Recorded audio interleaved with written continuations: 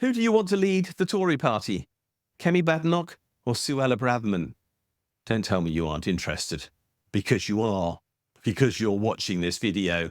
So let's talk about it. What is going to happen to the rump of the Tories that are left in the current Parliament? 120 of them at the time we're making this video. That might increase by 1 or 2, but give it a week or so, and somebody will be subject to some form of scandal, and the numbers will begin to decline. They are a tiny rump of those who were in the 2019 Parliament elected with Boris Johnson in charge. Now, who is going to lead them?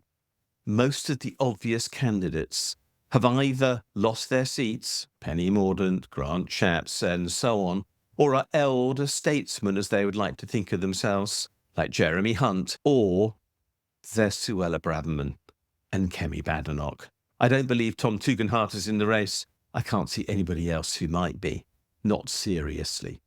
So we have the prospect of somebody leading the Tory party who is going to drive it to the seriously far right, who denies critical race theory and pretends that there isn't inbuilt discrimination against people in this country on the basis of their colour, who denies that there are any problems with regard to discrimination against women in this country, who denies that there is a problem in discrimination against people on the basis of their wealth, or rather, their absence of it. This is serious, because if the Tories go really far right, no one outside the 25% or so who always seem to vote for very far right parties is going to take them seriously. They're going to fall behind reform. They're going to lose any form of moral leadership they ever once had. And then we're going to be left without, 1, an effective parliamentary opposition, and 2, well, a second party in a two-party system. That could bring about a serious political revolution in the UK.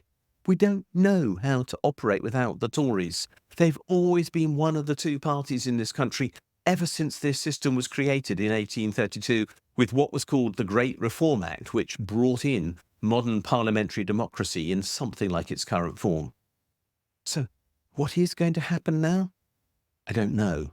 But I suspect whether it's Badenoch or whether it's Braverman, the Tories are going to exit stage right, I think it's fair to say, and we're going to have to look for somebody else to fill this gap. Is it the Liberal Democrats? Is it Reform? Could it be the Greens? Or is it something new altogether? This is the big unanswered, and as yet unanswerable, question that this Parliament will pose.